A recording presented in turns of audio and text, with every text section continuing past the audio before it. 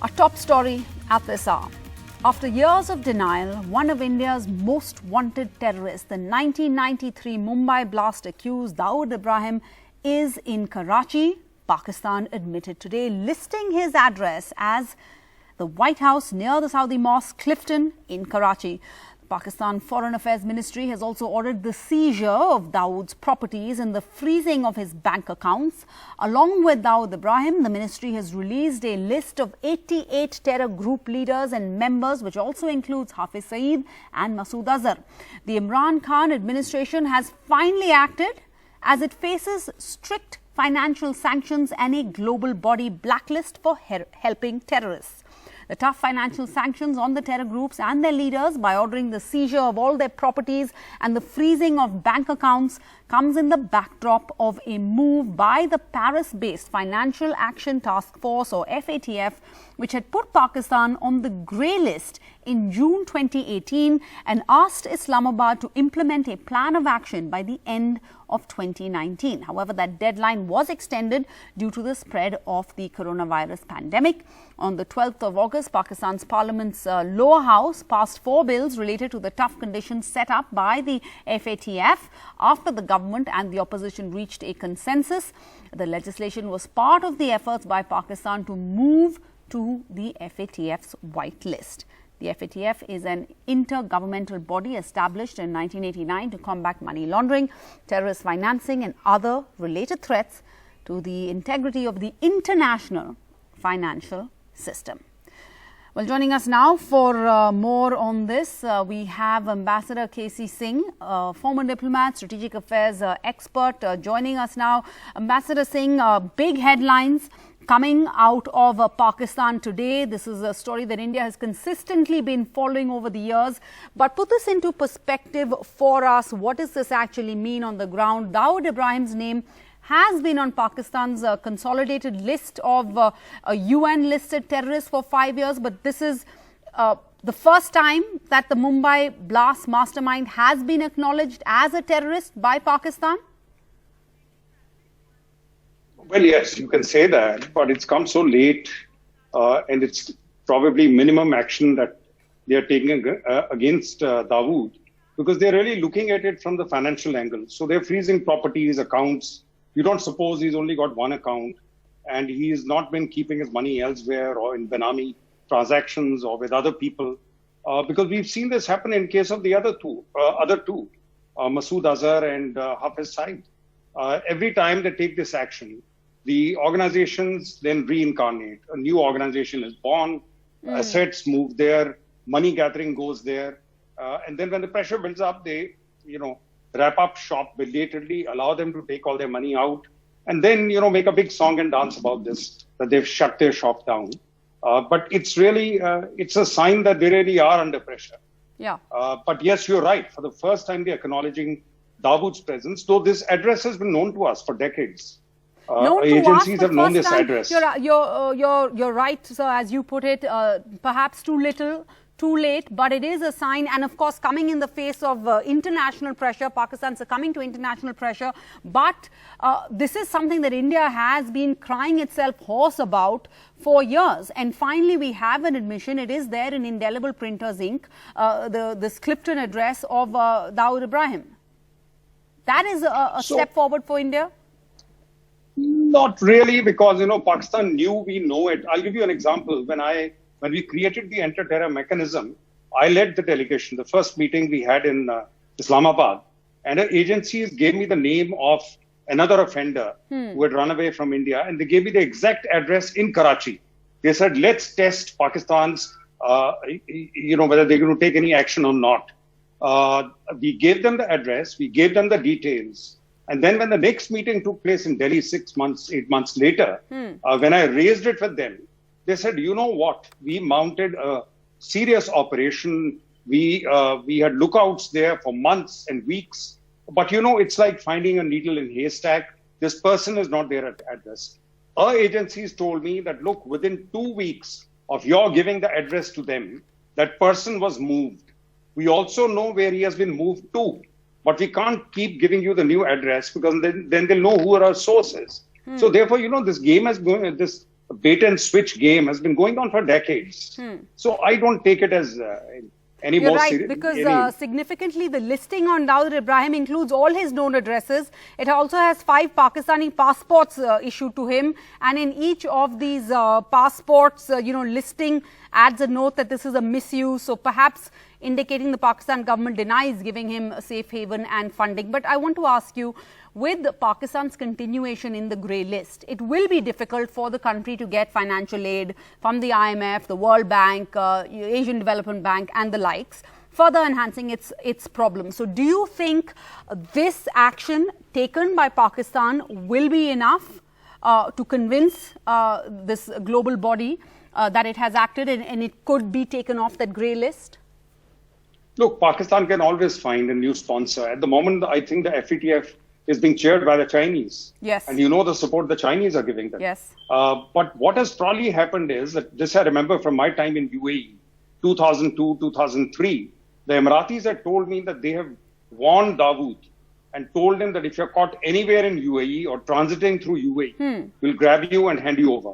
Then he had begun going to Saudi Arabia. I think even that has shut down. So probably Dawood is no longer an asset for them because he can't move about. He's too much on the international radar. So they can't hand him back. So they've added his name to the list to at least earn some credibility. But Pakistan then is required for Afghanistan. This US president or the next US president would again need them. So between China and US, they will be kept alive. I don't think that anybody's going to shut them down. If they are really serious about it, then they should prosecute these people. Why are they just simply attaching their property and attaching their accounts? These are terror masterminds. We've given tons of material to Pakistan. They themselves have material. Lock them up or prosecute them, send them to jail, or even give them capital punishment. But that doesn't happen. Even Daniel Pearl's killer, as you know, he had managed to get away from his capital punishment. Then there was hue and cry. Then they detained him again. So, this game goes on. Till they are really serious about shutting down the terror machine. They will just keep on switching and baiting in one place and switching to keep the international community reasonably satisfied that they are taking some action. Okay. Suhasini Haider, national editor of The Hindu, also joins us. Suhasini Haider, I'm not sure how much you heard of Ambassador K.C. Singh, but he's more skeptical. He says this is a game Pakistan has played in the past. It knows that the international community needs it because of Pakistan. The US needs it, and it has the support of China. So it's always been one step forward, 2 steps back. How would you see this? What is the significance of this? Has Pakistan finally been cornered? Are we finally seeing serious action being taken because it has come under international pressure? Well, certainly, I do think that everything Pakistan does, the devil will be in the details, and whether it follows through on what it has announced. Yes. The SRO that was issued today includes 88 names that have not been there in the past. Now, those 88 names, as you pointed out, include Dawood Ibrahim, include Zakir Rahman Lakhvi. The important thing is the next step, which is Pakistan's own Anti-Terrorism Act has something called the NACTA, the National and I think it's National Authority for Counter-Terrorism or something like that. It has a particular list. Until these people are named as terrorists on that list, and they have now put Masood Azhar there, they have now put Hafiz Saeed there. Until Lakhvi and Dawood Ibrahim in particular are put on that list, we can't say Pakistan has taken the final step towards this. But it is important that Pakistan has taken a number of steps. In the last month, the government has passed 3 different bills through its own parliament. And in each of those bills, they have said these are so as to keep our commitments to the FATF to ensure that they are not blacklisted. So I think what we are seeing is that Pakistan is acknowledging for the first time that, in the last few months it has, that the FATF is its main objective, that it does want to escape this blacklisting, and that under pressure from the FATF, they are willing to do certain things. Look, for example, at what they're saying as far as Dawood Ibrahim is concerned or as far as Masood Azhar is concerned. These people have been on the UN Security Council list Correct. for decades now. under Pakistan's commitments to the UNSC, they should have already been on Pakistan's list. But the fact that they have to put out an SRO means that either it has not happened in the past, or that they have put out such things in the past, but it has been short-term, has not been followed up, has not been put on Pakistan's own list.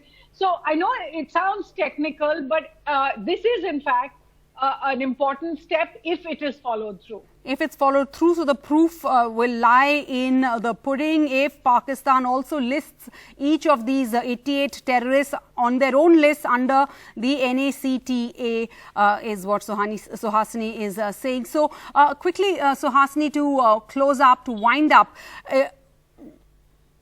is this the only major demand of the FATF, or are there other criteria also that have to be met by Pakistan in order for them to be taken off, which is their final goal, to be taken off the grey list?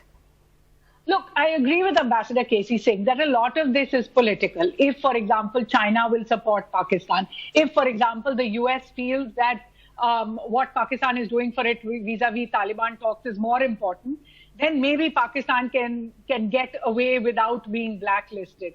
But as the procedure of the FATF goes at present, Pakistan has cleared only 14 of 27 parameters. They were given a 27-point action list back in June 2018, and they have only cleared 14 of them. So there are other parameters they have to fulfill. A lot of it has to do with anti-money laundering. It has to do with changing their laws. It has to do with enforcing certain things. After all, they are saying that they are putting these people on a list. What are they doing with that list? Are people like Hafiz Saeed and Masood Azhar actually not getting recourse to funding? Are they getting access to arms? Are they getting access to travel facilitation? All of these things will also be looked at by the FATF in a full review. But this much is clear that Pakistan has progressed on that 27-point action list, and it seems to be wanting to try and finish as many of these parameters as is possible. The next date is supposed to be in October 2019, but again, due to the coronavirus, it might even get pushed further. Yeah. For the moment, Pakistan is looking at a deadline of October 2020, to complete this entire list. All right, Suhasini Haider, Ambassador Casey Sim, thank you for joining us. Make sense of this big story, big headlines coming out of Pakistan. But what does this actually mean? It will only mean anything, both our experts pointing out tonight, if Pakistan follows up and follows through on its action today. Thank you both for joining us tonight.